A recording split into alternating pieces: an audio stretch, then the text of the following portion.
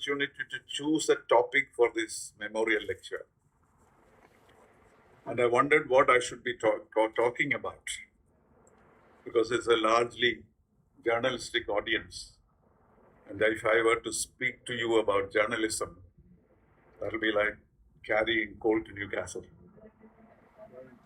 So I thought of speaking about a subject which I have never spoken about, but something which has been in mind my last 37 years in the Foreign Service.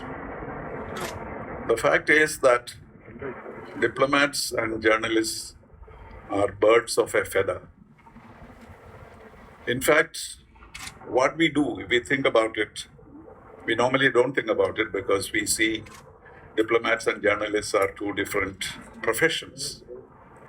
But if you think deeply about it, you will find that the functions that we perform are almost identical. Journalists report, we report too. Journalists analyze issues, strategize matters, and even make recommendations to the government for policy.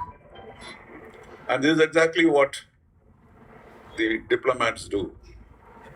The only difference is what the journalists write is read and analyzed by all, while what we have done will be stored away in the archives of the government, read or unread.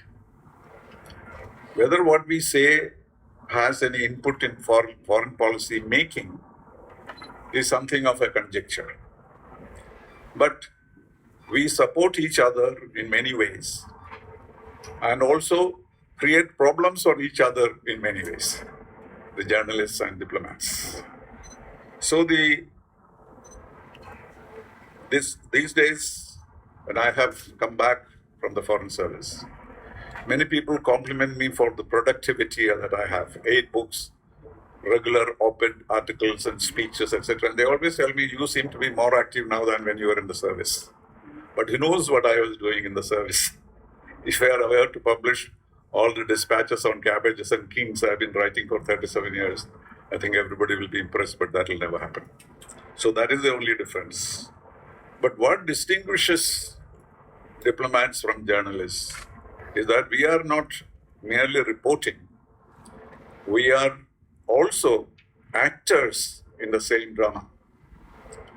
Because most international developments, wherever we are confronted with many issues which are new, which need analysis, which need study. And at the same time, we are reporting.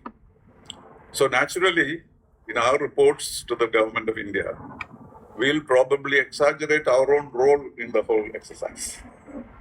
While what the journalists say will have a greater impact on policy making because it is in the public domain. But where journalists and diplomats write the same story, or at least consistent with each other, then it's easier for the governments to take decisions.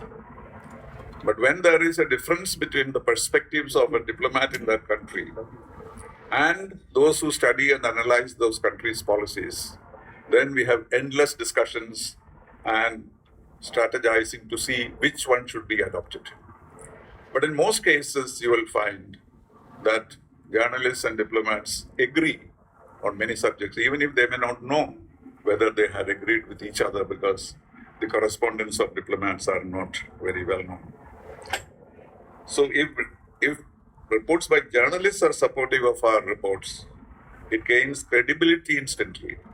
But when there is a difference, there is always discussion and deliberation. Of late, a phenomenon that I have noticed is that journalistic diplomacy is evident more and more in international relations. In fact, the common man's knowledge of foreign policy and international relations comes from the journalists, not from the diplomats.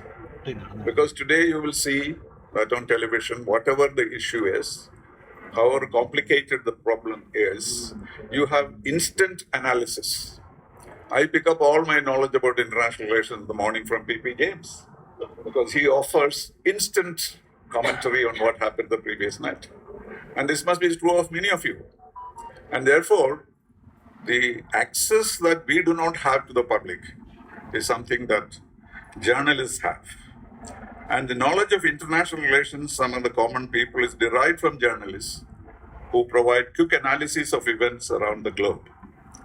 Very little of diplomatic initiatives reach the people directly. Prominent journalists also connect politicians. This is an interesting observation. Who may not even talk to each other through interviews and columns. Journalists like Christian Amanpour and Farid Zakaria have made more tremors in diplomacy than the best of diplomats. So a continuous dialogue between the diplomats and journalists is necessary, but it does not take place. Because it is helpful to diplomats to make sure that you understand the pressures of the powers that apply in the case of the government and how journalistic support for you in your work becomes very, very interesting. I have seen several senior journalists providing support to ambassadors, sharing their perspectives. You may know these names like A.V. Narayan in Tokyo, P. Unnikrishnan in Moscow, Chidanand Rajghatta and K.P. Nair in Washington, Aziz Hanifa, who used to run an India Abroad magazine. These are all people who were constantly in touch with us and contributed while they try to understand from us also and try to create scoops. They also advise us on the responses that your activities have on the community at large. And also they're very vigilant about things that go wrong in the diplomatic world. And then they're ruthless in criticizing you. They expose you and in a way make it responsible for you to answer the questions relating to your own activities. So it then becomes very necessary for us to clear the air, because the journalists would have published something which may not be very acceptable to your own understanding of the issue. And then it becomes necessary for us to justify to your government what you have said is right and not what the journalists are saying. So there have been instances of diplomats, I must say even including foreign secretaries, having come to grief on account of reporting of events in India and abroad. One thing that one should remember is that journalists by nature tend to look for sensational news and rush with reports, while diplomats prefer to take time and figure out implications of events, particularly for India.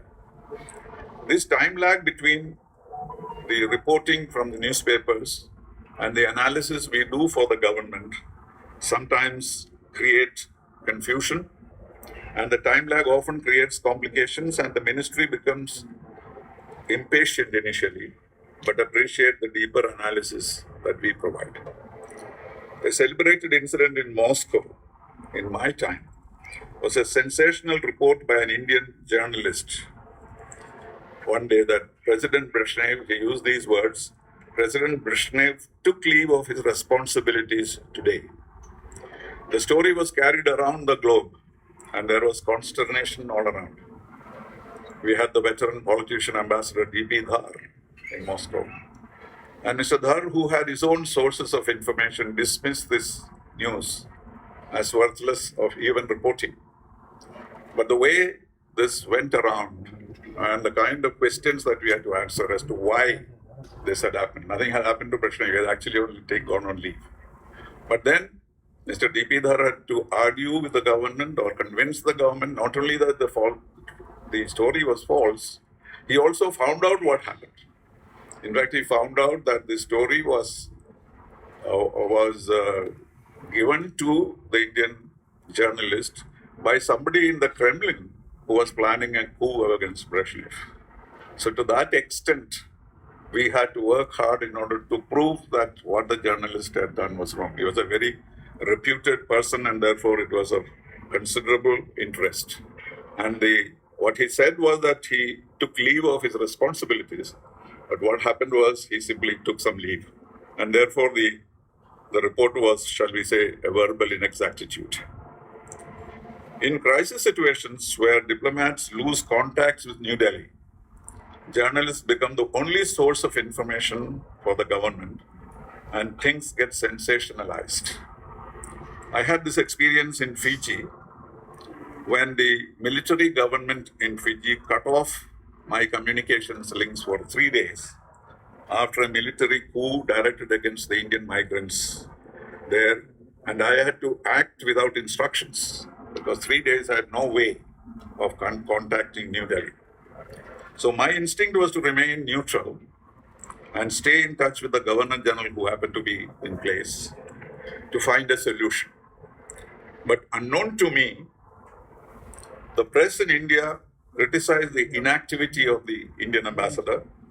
And when the communications opened, I was told to openly support the Indian community, and the rest is history. Because our position in Fiji was friendship and harmony between the Indians and the Fijians. And for the first time, we changed it because of the pressure, journalistic pressure on the government. And then, of course, the rest is history. I was expelled from Fiji and we had to close our mission. Why I'm saying this? Because if I had the opportunity to contact the government and talk about the situation in Fiji, I believe that we would have taken a different kind of approach. Because the social contract that was, in fact, generated by Mrs. Gandhi herself had given the responsibility for ruling the islands to the Fijians, while the Indians were supposed to take care of commerce. So it was the Fijians who himself violated this contract by opposing the existing government. And therefore, we were not responsible for it. And the Indians were not at all interested in upstaging that contract. So it was very essential for us to have understood that issue. But the way it was projected was that this was a great crime against the Indians, and we got them out of the Fiji cabinet, etc., etc. And then took us out of the Commonwealth. And it took us 10 years to the embassy was closed, diplomatic relations were broken, and those who suffered on account of that were the Indians themselves, ironically. So if I had access to policymakers at that time, I would have tried to tone down the Indian reaction to retain our traditional role of reconciling the two communities. But the die was cast by press reports, and it took us 10 years to re-establish diplomatic relations. This is a story which really shows that journalists and diplomats have to work very closely together to arrive at a correct decision and conclusion. The interaction of diplomats with journalists in Delhi is much more delicate than in the missions abroad.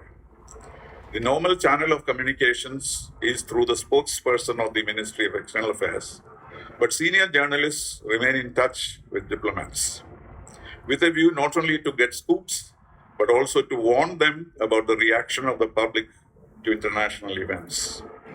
As the Special Assistant to the Foreign Secretary from 1978 to 1980, I got to know some of the stalwarts of journalism at that time, like G.K. Reddy, Inder Malhotra, and Subhash Chakravarti, and many others. And I had to be very vigilant about confidentiality of official matters in casual conversations with them. But as responsible journalists, they were themselves conscious of my position and probed the Foreign Secretary more rather than me personally. But I had to face an informal IB inquiry about premature reporting of ambassadorial appointments in certain newspapers. Though this was not very sensitive, the PMO was curious as to how these reports appeared, and I became a suspect because I was the junior-most person who had handled the papers. As it turned out, it was established that the ship of state generally leaked from the top and not at the bottom. And I was cleared, fortunately. When I asked a senior journalist as to why he bothered to report ambassadorial postings prematurely, he said that it gave him credibility with the ministry and the public eye if his reports happen to prove accurate. Well, these are just a few snippets to show how closely the professions of diplomacy and journalism interact, often to the benefit of the state and sometimes against it. But both support each other and work in tandem when important national issues are involved. Leading journalists like Rajdeep Sardesai, who operate in Delhi, may have plenty of examples to share with us of these experiences.